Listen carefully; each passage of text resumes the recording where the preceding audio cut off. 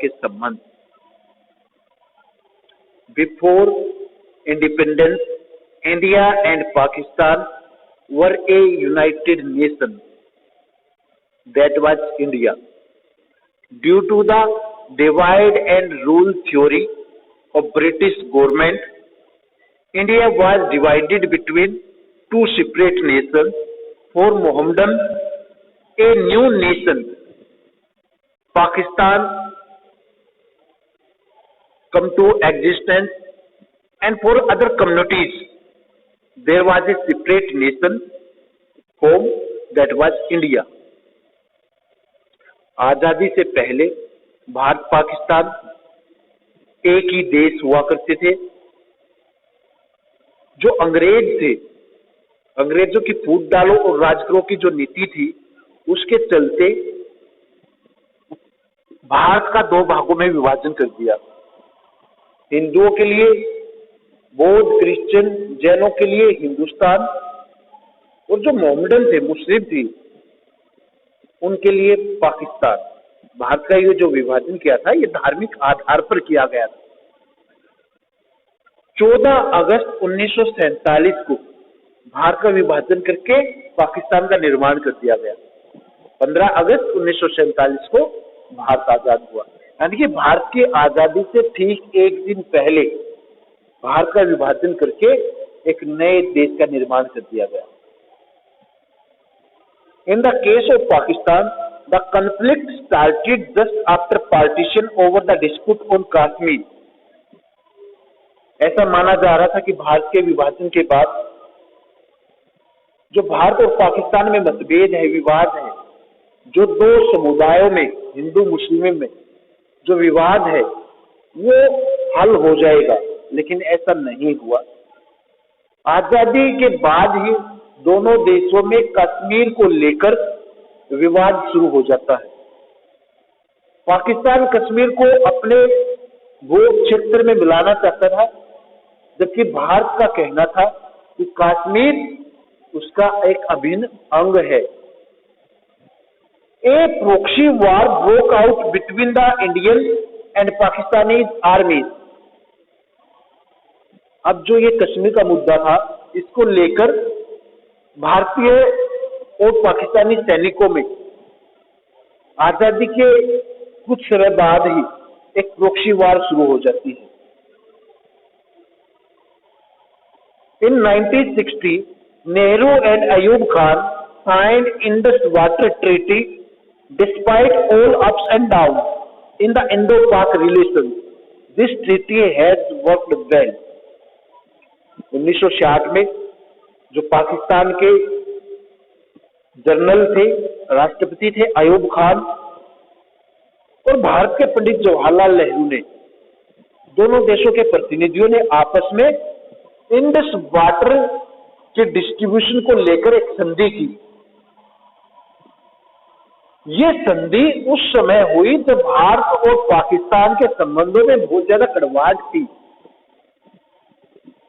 इस संधि के बाद लगा कि दोनों देशों के संबंध शायद कुछ समय के लिए अच्छे बन जाएंगे, मैत्रीपूर्ण संबंधों का निर्माण हो जाएगा, लेकिन ऐसा नहीं हुआ। In April 1965, Pakistan launch arm attack in the Rann of Kutch area of Gujarat. In August and September, Pakistan attack on Jammu and Kashmir region also. Pakistan की तरफ से अप्रैल 1965 में भारत के जो गुजरात में रण अक्षेत्र है, उस पर हमला कर दिया जाता है। अगस्त सितंबर के दौरान पाकिस्तान जम्मू कश्मीर की तरफ से भी भारत के ऊपर हमला कर देता है। In order to ease the pressure on Kashmir front, Indian prime minister Lal Bahadur Shastri order Indian army to launch a counter attack on the Punjab front. Indian army reached close to Lahore. अब 65 में दोनों देशों के बीच में लड़ाई होती है।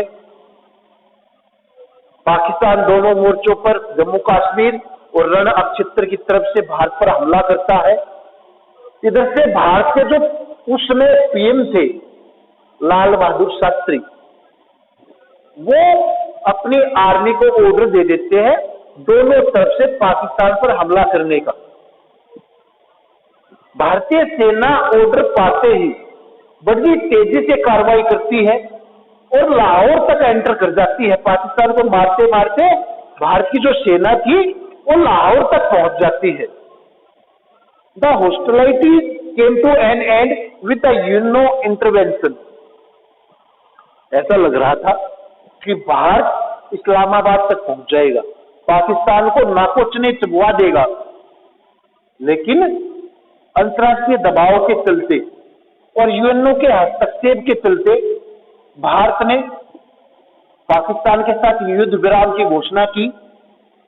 Tashkent agreement was signed by Indian prime minister Lal Bahadur Shastri and Pakistani general Ayub Khan in 1966,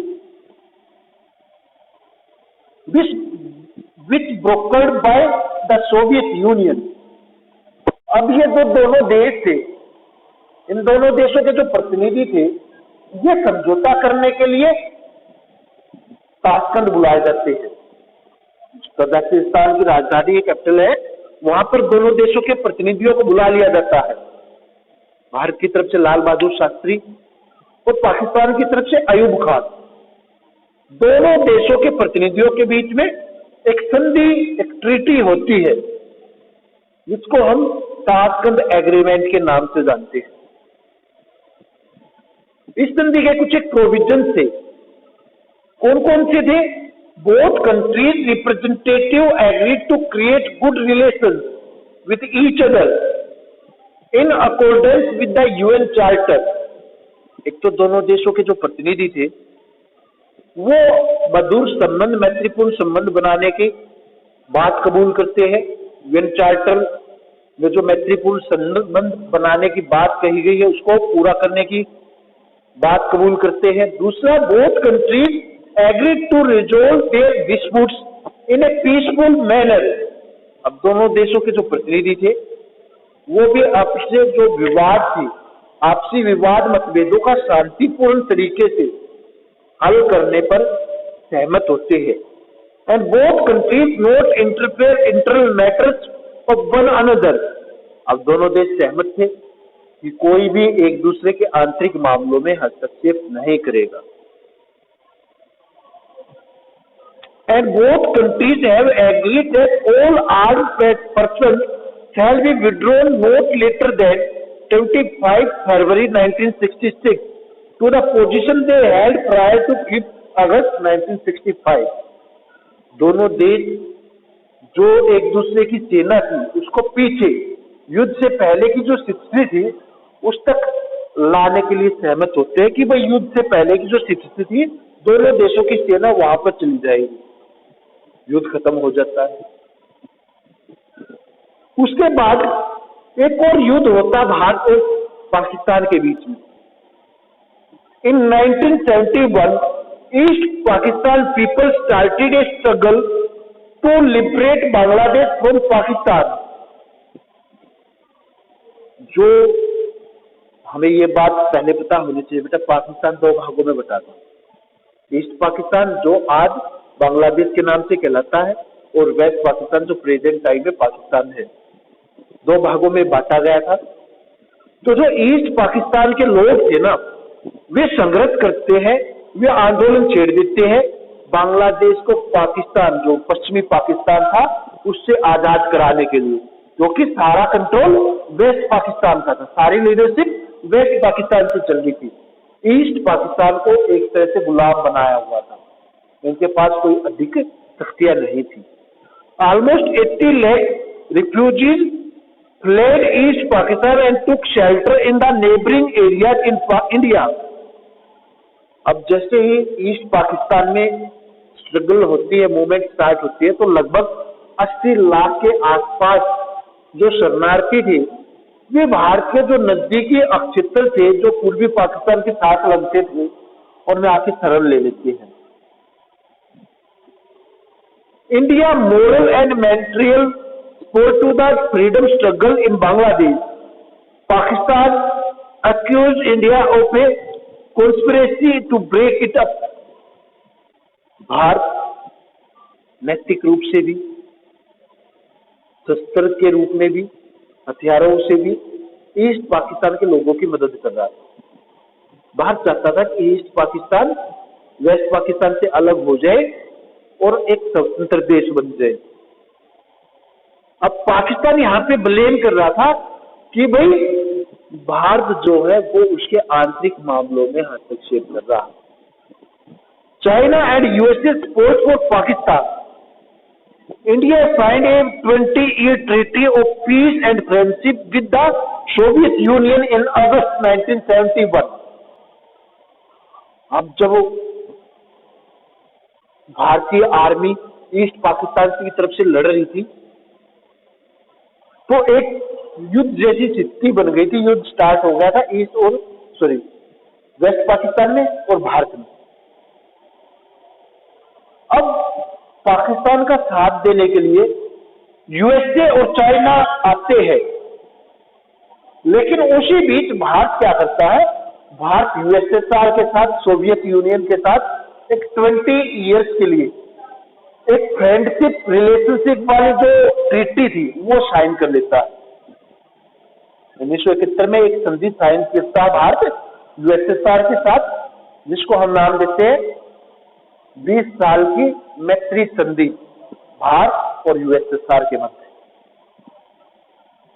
this treaty assured India of Soviet Union support if the India face any attack. अब जो ये ट्रीटी भारत ने की, इसका फायदा क्या हुआ? भारत को फायदा ये लगा कि भाई इस ट्रीटी से भारत को गारंटी मिल गई कि भारत के ऊपर कोई भी देश अगर हमला करता है, भारत कहीं पे भी किसी प्रॉब्लम का सामना करता है, कोई दिक्कत भारत को होती है, तो यूएसएसआर भारत की मदद करेगा। India and China have controversy over the McMahon line. अब ये 1971 में लड़ाई छिड़ जाती है पाकिस्तान और भारत के मध्य में। अब यूएसए इंटरफेयर करता है लड़ाई में। यूएसए ने क्या किया? यूएसए ने अपने जो 7वां बेड़ा था वो महासागर में उतार दिया भारत के खिलाफ। अब ऐसी स्थिति में जो भारत का मित्र था यूएसएसआर, उसने भी यूएसए की इस एक्टिविटी के अगेंस्ट में अपना जो 20वां बेड़ा था वो महासागर में उतार दिया कि अगर आपने भारत के विरुद्ध कार्रवाई की तो हम भारत का साथ देने के लिए तैयार है। जब अमेरिका को लगा कि शायद भारत और पाकिस्तान के मुद्दे को लेकर रूस यानी कि यूएसएसआर और अमेरिका में भी लड़ाई छिड़ सकती है, तो उसने अपने 7वें बेड़े को वापस बुला लिया और दोनों देशों के बीच युद्ध विराम के प्रयास करने शुरू कर दिए। अब दोनों देशों के प्रतिनिधियों को भारत की तरफ से इंदिरा गांधी और पाकिस्तान की तरफ से जुल्फिकार अली भुट्टो, इन दोनों प्रतिनिधियों को शिमला बुलाया जाता है, जो कि भारतीय सेना ने, ये ध्यान रखना, भारतीय सेना के सामने जो पाकिस्तानी सेना थी ईस्ट फ्रंट पर सरेंडर कर देती बेटा।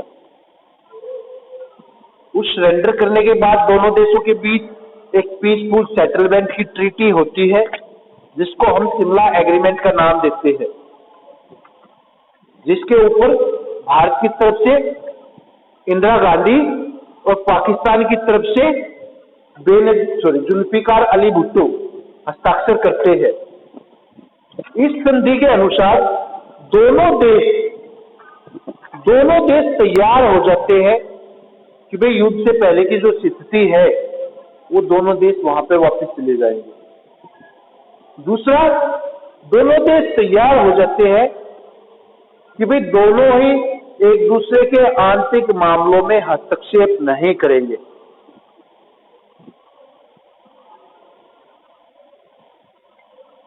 और दोनों देश आपसी विवादों का शांतिपूर्ण निपटारा करेंगे। और जो कश्मीर मुद्दा है उसको या तो यूएनओ के माध्यम से या किसी अंतर्राष्ट्रीय संस्था संगठन के माध्यम से समाधान करने का प्रयास करेंगे। अब शिमला समझौता हो चुका था। भारत ने जो पाकिस्तानी की आर्मी सरेंडर की थी भारत के सामने, उसको छोड़ दिया। अब इस शिमला एग्रीमेंट के बाद लग रहा था कि शायद दोनों देशों के बीच जो संबंध है उनमें कुछ सुधार आएगा, लेकिन ऐसा नहीं हो पाया। 1971 से लेकर आज तक भारत और पाकिस्तान के जो संबंध है वो ऐसे ही चलते रहे। 1998 में 99 में दोनों देशों के बीच एक बार फिर से लड़ाई होती है, जिसको हम कारगिल वार का नाम देते हैं। कि पाकिस्तान की जो आर्मी थी वो लद्दाख और कारगिल रीजन में भारत के अटैक कर देती है, जिसका मुंहतोड़ जवाब देती भारतीय सेना। हमने पाकिस्तान सेना को नाकों चने चबवा दिए, पाकिस्तानी सेना पीछे हटने लगी। दोनों देशों के बीच में अंतर्राष्ट्रीय दबाव के चलते युद्ध विराम की घोषणा की गई। इसके बाद भारत के जो प्रधानमंत्री थे अटल बिहारी वाजपेयी, वो अपने कार्यकाल में पाकिस्तान के साथ संबंधों में सुधार का प्रयास करते हैं।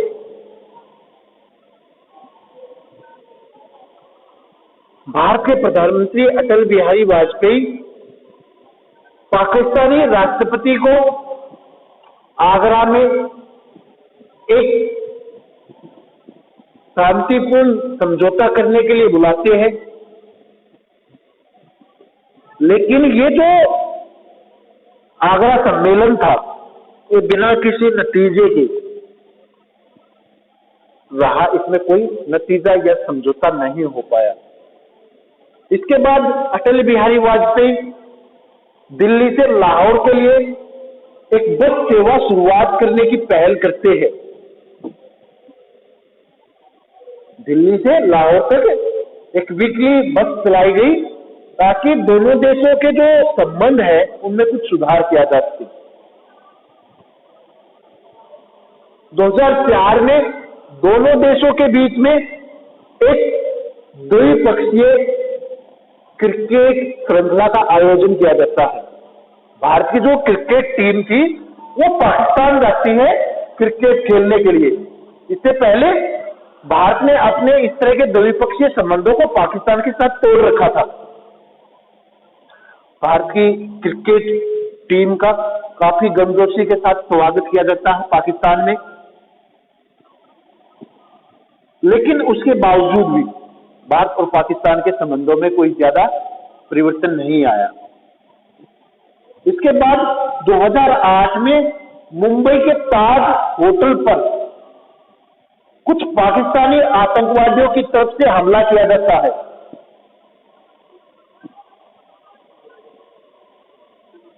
जिसमें सैकड़ों लोगों की जानें गई।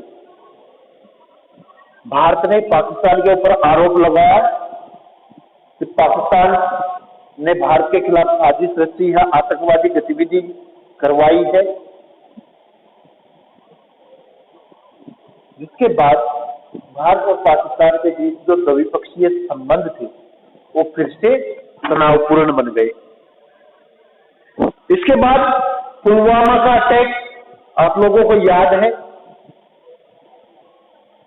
कि भारत की जो सेना का एक काफिला पुलवामा से गुजर रहा था, उसके ऊपर एक आईईडी अटैक किया जाता है पाकिस्तानी आतंकवादियों की तरफ से, जिसके जवाब में भारत सरकार ने बड़ी तेजी से एक्शन लेते हुए पाकिस्तान में जो आतंकवादी ठिकाने थे उसके ऊपर बमबारी करनी शुरू कर दी। बहुत सारे जो आतंकवादी ठिकाने थे वो तहस नहस कर दिए भारतीय सेना के द्वारा। उस तरफ से पाकिस्तान ने जवाबी कार्रवाई की और अपने जो फाइटर प्लेन थे वो भारत के खिलाफ भेज दिए। ऐसा प्रतीत होने लगा था 2019 में ही कि दोनों देशों के बीच से फिर से युद्ध होगा,